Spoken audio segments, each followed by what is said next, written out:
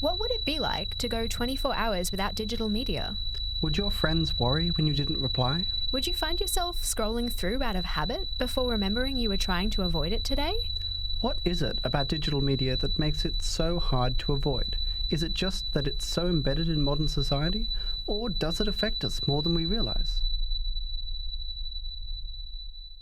If you don't want to go 24 hours without digital media, that's fine, because we did it for you.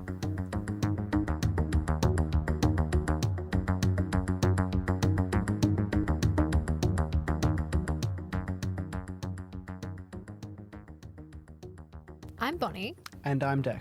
And we're your hosts for Blame It on the Algorithm, where we'll be talking about various digital media platforms, running little experiments on ourselves, and trying to understand what's going on behind the screens. To start with, we're exploring the role of algorithms in shaping digital media, and possibly even ourselves. Algorithms aren't neutral. We want to understand what they are, how they work, and why they matter. To do this, we tried to go 24 hours without digital media to see how much these platforms are part of our routine and how much influence they have over our daily lives.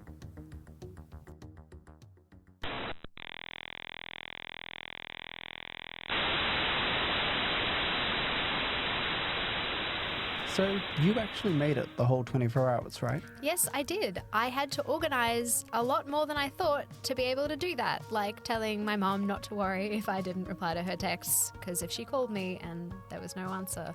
Anyway, I also put my phone on airplane mode to avoid just habitually checking it, and it was a really good thing I did, because I figured out just how much I pick up my phone when I'm bored or have literally a minute to wait while the kettle boils.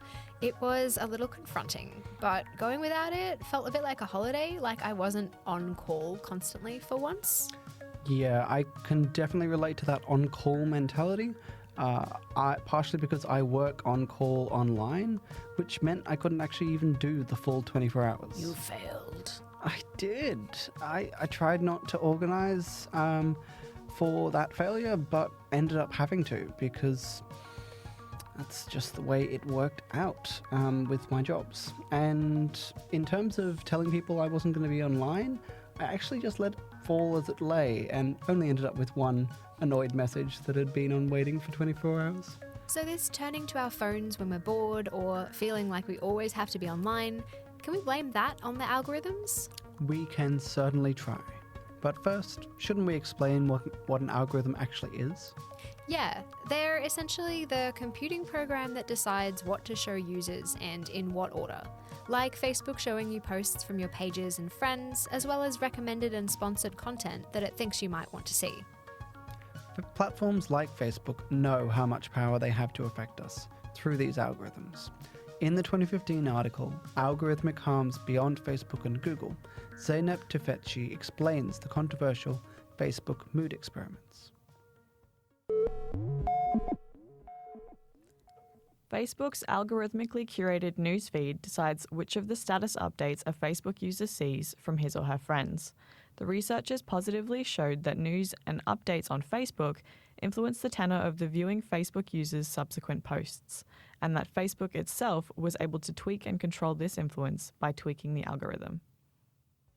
So what I'm getting from this is that we really do navigate so many important aspects of our lives through digital media, like our relationships, learning about what's going on in the world, and often just our mindless habits. But these digital media platforms aren't neutral.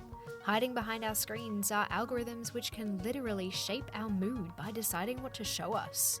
Yeah, and the first issue is for something so important that is part of our everyday lives.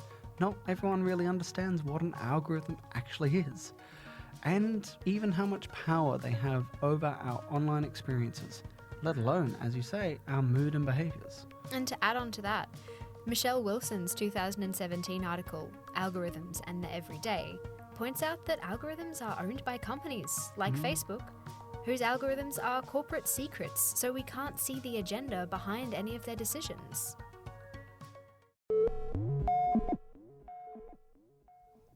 These possibilities to shape, direct, and reflect outcomes and behaviour on the basis of algorithmic sorting of large datasets gleaned from everyday activities, alongside the ability to test or experiment with these, and be able to track and identify resultant changes place enormous power in the hands of organisations such as Google, whose products are fundamentally intertwined in the everyday lives of its users.